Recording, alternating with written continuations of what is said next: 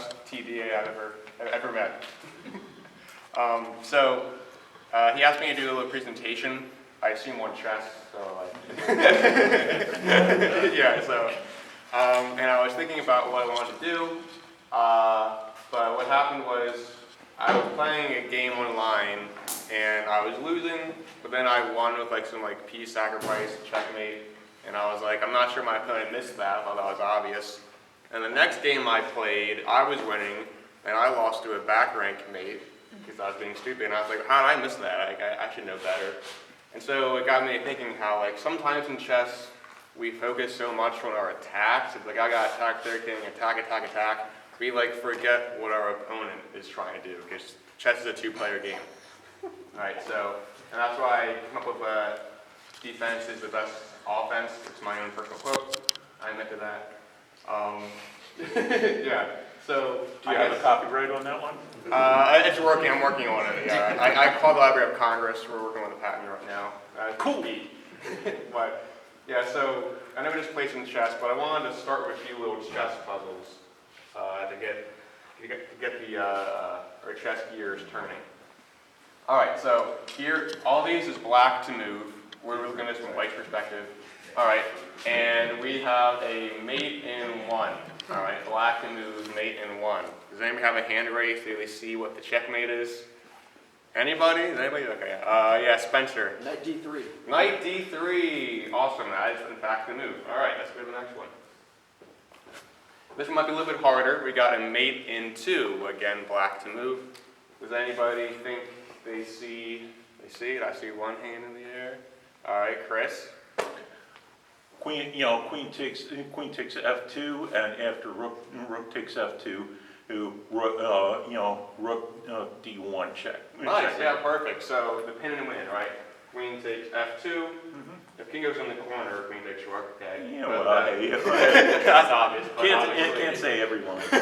Rook takes here, like you said, checkmate here, right? If you can visualize the rook being pinned by this bishop. That's very nice fine. All right, and this one we've got a mate in three, again, black to move. And when you see it, hands in the air.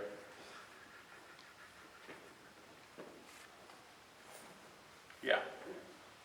All right, I kicked on you twice in a row. That's fine. Rook takes rook. There you go. Rook takes rook, and then after rook takes queen to whatever that square is. yeah. Queen e1, yeah. Square. That's you mean the square, right? Yeah. Uh-huh. And the rook would take, and the rook will be checkmate. All right. If some of you didn't see all of that, that's okay. I'm going to go more in depth, but congrats to those who did. All right. So we're going to come back to this. I'll make this incredibly quick. Self-promo. Not really, but I started playing chess as my dad taught me when I was 5, and I would play against my brother and my dad all the time. And I joined into my middle school chess club, my high school chess club. I became chess club president, and I got my lead chess account. I started playing every day. I think my favorite school memory was one time I was playing chess on my laptop during class, and the teacher called on me to answer a question about physics. And I was able to answer the question correctly while checkmating my opponent with 5 seconds left on the clock. And so that's how I knew. I was like, I'm going to be the next Magnus Carlsen. I mean, I'm unstoppable. And then I'll stop later. And then here's some pictures from the World Open. How many of you guys play over the board chess tournaments semi-often? Anybody? Used to have it in years. Used to? How many people? This is their first time playing like a chess tournament? Oh wow! Well, congrats to you guys. That's a nice step. And this is a good first tournament to start into because it's being run very well. These are from the World Open, which is in Philadelphia. It happens every July Independence Day weekend. If you're serious about chess, I recommend going. The first time I went to the hotel where it's being played at, every inch of the hotel was covered by chessboards. It was like heaven. It was a chess player's paradise. I got to meet Ben Feingold. I don't know, do you know Ben Feingold? Yeah, really. Yeah, I met Ben Feingold. I was in the elevator with Hans Niemann. I was very intimidated. He ended up winning that tournament, actually. But probably the coolest thing, well, here's me next to a bishop. They have a park with chess pieces, and there's a Rocky from Philadelphia. But my friend played this kid here, and this kid is actually now the current kindergarten U.S. champion. So he's the best kindergartner in the game. And he might have lost, but the problem is this kid couldn't actually reach. Yeah, he can't reach across the pieces. side of the board. He couldn't reach the center of rice. And so he had a nice move, but he couldn't reach it. So he had to play a worse move. And my friend won the game. So my friend can now say he's beating the kindergarten chess champion. But the crazy thing about that story is that this kid, who's now like 7 or 8, this kid's actually higher than I am. He's like 1,800. And how old was he there? Like, He was like 3 or 5, 4 or like 5? like 4 or 5, yeah. Anyway, but I recommend going to these over-the-board tournaments. You'll meet a lot of different people from all like very diverse backgrounds. I met some people who only spoke Russian, only spoke Chinese, old, young, anywhere in between. And it was a whole lot of fun for me. So if you like this tournament, I suggest trying out more. So going back to the chess side of things, also Ben, if you want to you can make a 5-minute warning. What does it say on the agenda for when the third round starts? 11. 11? What time? You got more than 10 minutes. All right. So we did those chess puzzles, right? And you guys, I think it was Spencer, correctly identified the move being knight d3, right? So it's one thing to look at chess puzzles and say, okay, well, here's how you win. Here's how you find a checkmate. But the question is, well, what if you're on the other side, right? Because every time someone wins spectacularly, the person on the other side of the board loses spectacularly. And you want to be the person on the winning side, right? So let's see what happened with the white here. Like, what went wrong? So this comes from the Budapest opening. White just played the move a3, attacking the bishop, right? And he thinks that he's going to move away, just attacked it. But instead, black takes this pawn, right? And you're thinking, well, what? I just attacked their bishop. They must have missed that. And so white ended up taking the bishop. Now let's be honest. I'm sure we've all been there.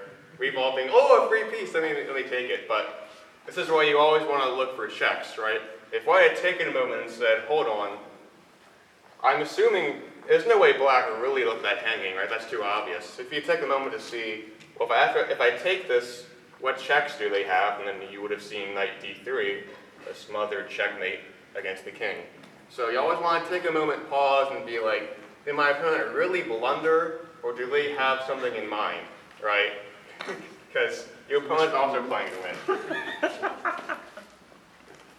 All right, so second position, this is the second chess puzzle, and Chris pointed out that couldn't take that too. Move. All right, so let's go back a move before, right? You're white, you're thinking, what to do? Start thinking about, what am I going to eat? I'm hungry. Anyway. This knight here, you want to take this knight to pawn, but that would leave your queen hanging. So white comes up with a brilliant, in his mind, idea, right? I'm going to play bishop f4 here, setting up a discovered check against this king. So I'll take this knight with check. Your life will be good. But obviously, as Chris pointed out, that fails to this, because with bishops here, the queen is not defending this crucial f2 move.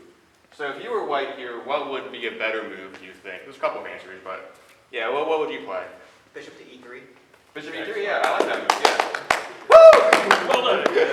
Well done, yeah. Bishop e3 forces the queen to move. You can capture this annoying bishop if you want to, then you can maybe develop your knight, maybe you can take his opponent's knight. So bishop e3 would have been a much better move.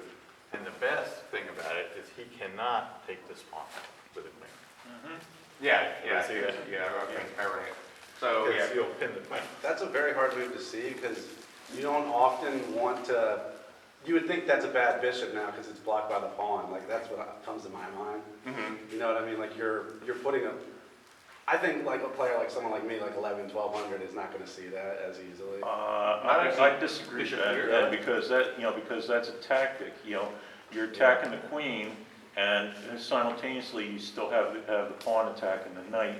So it's got to do something about one of those, and he can probably what he can do is slide the queen along the rank, but that's still then you have other moves you can play. Yeah. Yeah. Also, if that bishop becomes bad, you can swap it off of that one too. Yeah. Yeah, you can always, this bishop can always take this bishop. This pawn's gonna move eventually, probably. Right. And that, you know, so, anyway, go on. Yeah, Keep this going, is keep what going. happened I want to hear the next chapter. Sorry. No, it's okay. No, I like questions.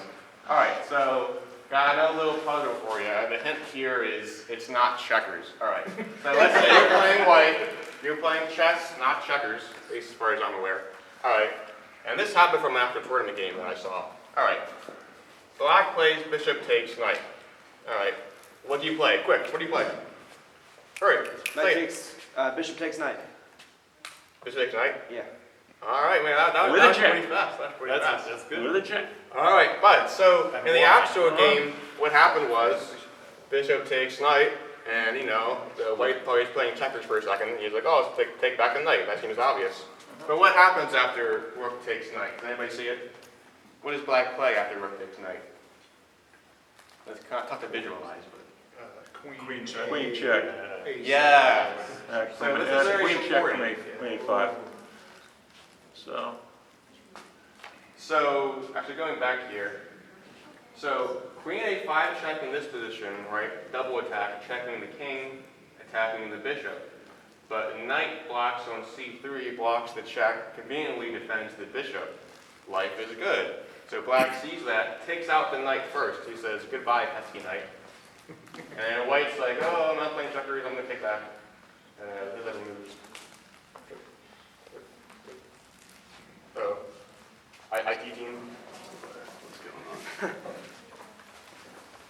I probably have something. No, now we're on to my graph. So you're going to check the king. Now lose back to the pawn again. You do, but Is that the end of it? What? It's not the but when they play the queen check, they can't take your bishop because you've been traded in front. You're not being forked, right? So you don't lose any I don't know what So happens. that, you know, so that bishop on b5 is toast. Queen, you know, the queen check. You gotta do something about, gotta do something about that. Here. The bishop You're on fine, b5, yeah. on b5 is then toast. Where are you? Right, yes. Okay. So you see if you take the knight, when Right they here? play- I'll go back. when you take Yeah, the knight, so after they play the as you're all knight, pointing out, take it 'cause you- Spencer says bishop takes knight is a very important in-between move. You want to look for checks of your opponent, also always look for checks you can give. By taking this knight, black has to take time to recapture, then you take the bishop. Otherwise, taking the bishop, queen a5, that's a skewer, goodbye bishop. And we need our bishops, right? They're very important. All right? Right, Ben? That's right. Yeah. All right, this one, another quick one. All right, should black capture this pawn with his knight? Who says yes? Who says maybe? Who says no? No. Who says, I have no idea what you're talking about? All right, good. So the answer is no, but why not? After knight takes knight, queen takes, play always look for checks. Oops. Bang. Bada bing, bada boom, queen takes. Right? Always look for checks for you and your opponent. All right, now this one's going to be a little bit tougher. All right.